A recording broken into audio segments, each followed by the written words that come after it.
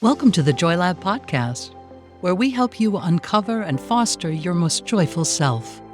Your hosts, Dr. Henry Emmons and Dr. Amy Prasek, bring you the ideal mix of soulful and scientifically sound tools to spark your joy, even when it feels dark.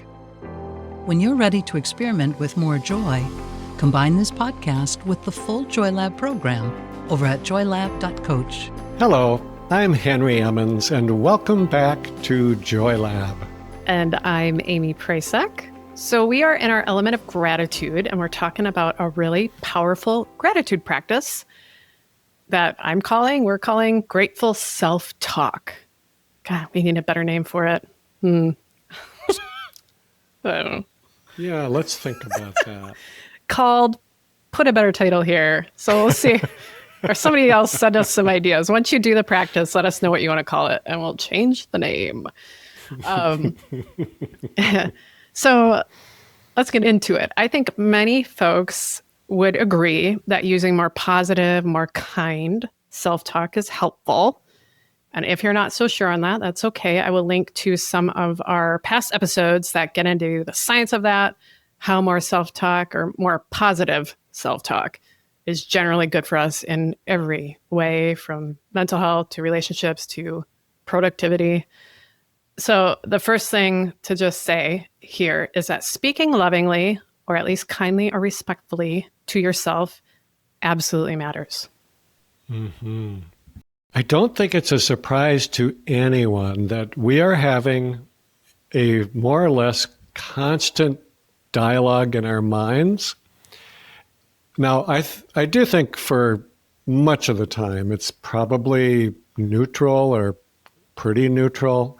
You know, it's almost as if we're doing a play-by-play commentary of our lives, because it's so interesting, right? But as I'm sure we have all noticed, that commentary can get a little dark at times with a tone that is typically self-critical. Yeah. So I want to talk about a relatively new branch of psychology. It's been around a while now, but still a lot of people may not have heard about it. It's called internal family systems, or IFS, because I think they have a refreshing take on this idea of self-talk. So what this says is that each of us has several parts inside of us. And every one of these parts mostly has our own best interest at heart. So even those voices that sound harsh or like a critical parent maybe, they are simply trying to protect us. They're trying to help us. Maybe they're trying to keep us safe from someone else's criticism, almost like they're inoculating us or something, or trying to prevent us from getting shamed or something like that. So the approach to healing then is not to try to shut down these negative voices or even replace them with a positive voice. The idea here is to become more aware of them, to welcome them, maybe even be grateful for them because they are trying to protect us, okay? But that still is only kind of part of the story here. So we can replace those negative, critical parts with something that's more positive, which is also more true. It's closer to the truth to be more positive about ourselves. And when we give these more loving, supportive, affirming messages to ourselves, again, I'm leaning on the internal family systems theory here, but I believe this to be true myself. When we give these more affirming messages, we are speaking from the truer part of ourself. I just call it true self. And that is our core self. It's our essence. And it's not so much a part of us like all these other little voices. It's more of our authentic, it's the real deal of who we are, the essence of who we are. So the wisest thing we can do here is to put this true self in charge and authorize it to speak with this more positive, loving tone.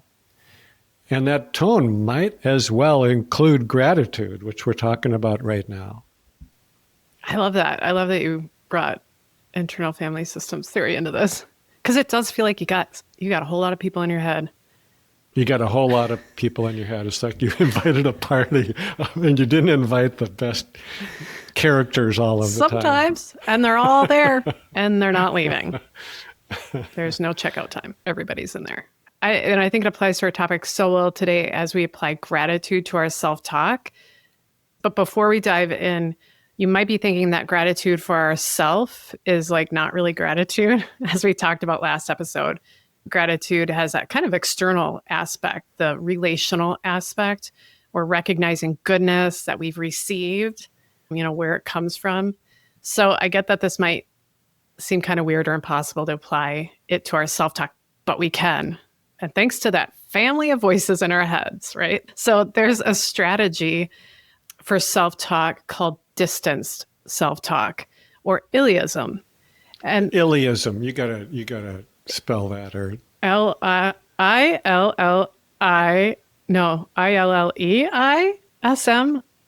You guys, I don't never ever heard this term. Illeism. Yeah, it's got to be Illeism.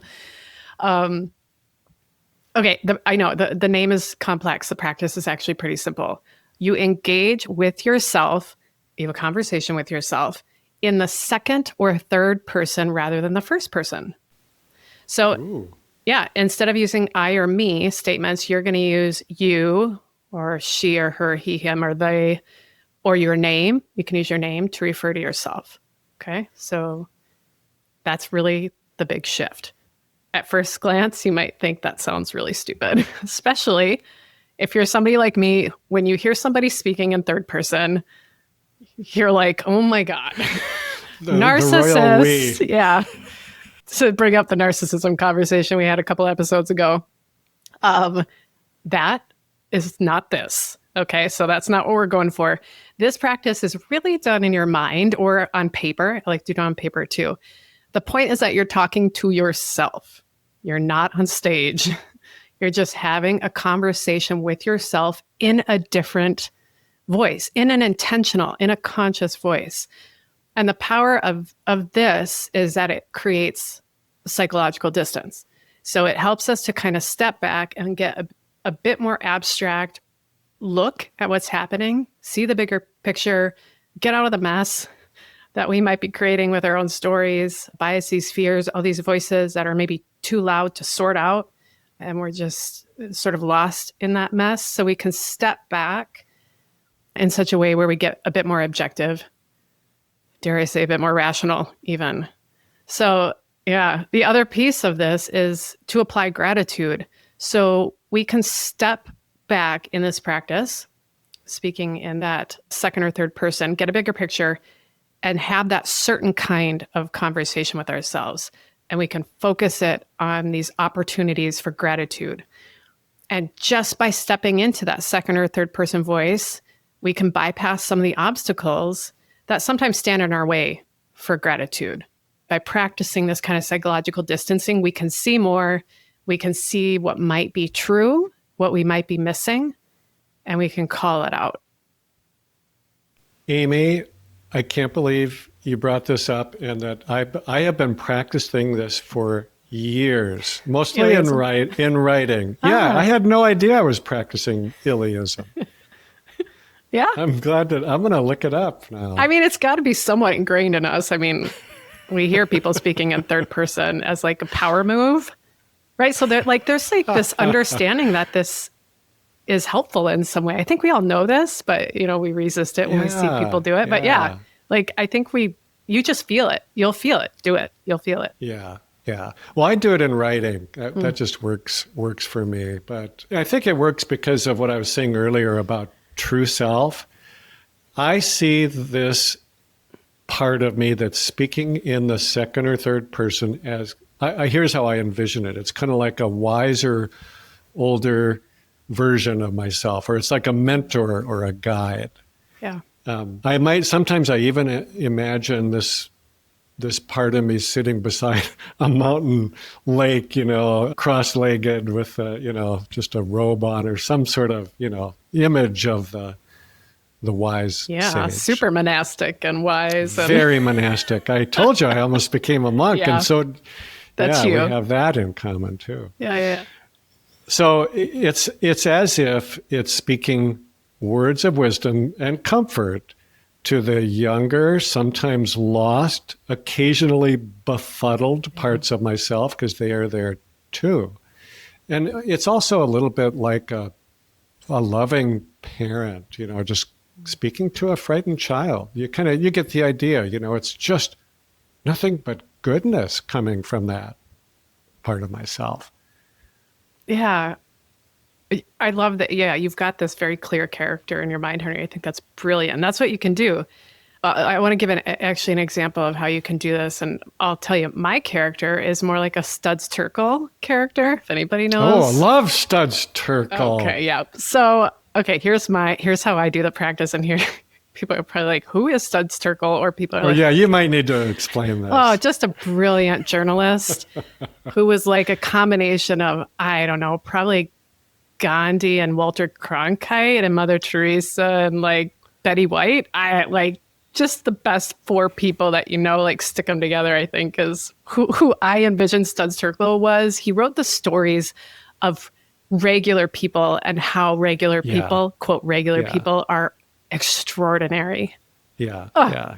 He saw them. Yes. So Studs sees me in this practice that I do. It. Yep. So what I do for my practice, I also like to write. And so my character is a bit of this Studs Terkel. So like this loving journalist who wants to write a story about like me doing good things in the world.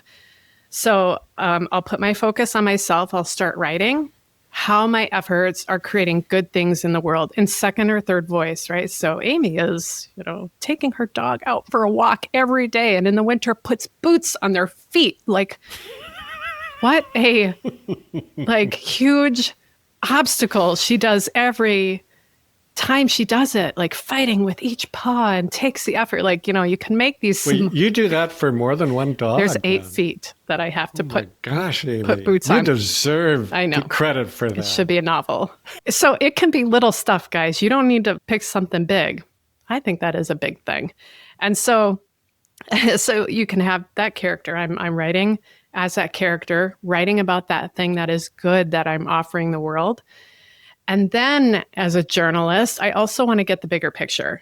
So I'll put my lens sort of, pull it back and look at the folks and other creatures who have played a role in whatever good thing I'm writing that little story about. So it might be the neighbor who also walks their dog and motivates Amy to get out there in the rain or snow and also care for her creatures, or the sun that shines on those walks. Like anything that's contributing to that goodness, have fun with it. Tell a story about the ordinary that is extraordinary.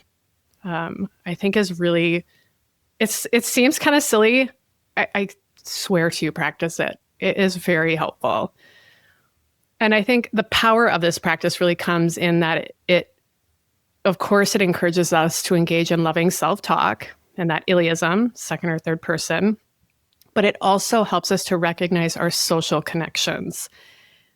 And this can be little stuff. Again, maybe you're grateful that you made it out of the house today without too much anxiety, and the trees in your backyard or the barista at the coffee shop greeted you and helped ease your anxiety too. That really matters when it comes to gratitude as well. That's that relational aspect. And it absolutely is generative and creates kind of an upward spiral of more gratitude in your life. And also, of course, the point is that we're training our brain as well to notice more good things, your goodness, and then the connections that feed that too. I love this, Amy. I think it also, it does something else that I think is really important here. And that is that it's a way of strengthening our self-compassion muscles. Oh.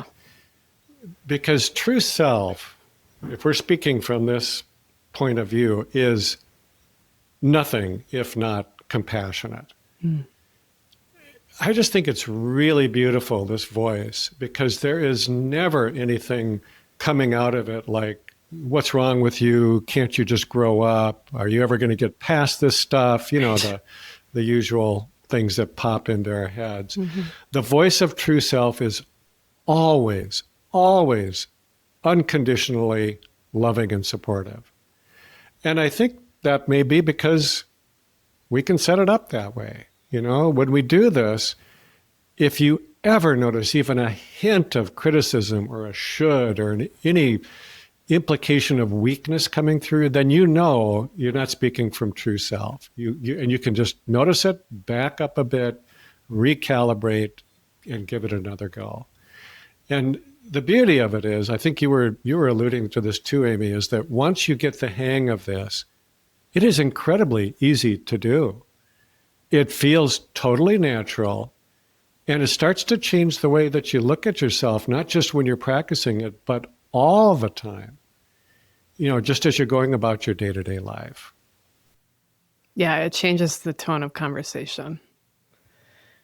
I'm picturing a family around the dinner table in our heads and how it can really, you can really change the tone of conversation and keep that conversation moving in a way that is a bit more nourishing, and not by shutting people up, but by changing the conversation, adding in a new dimension.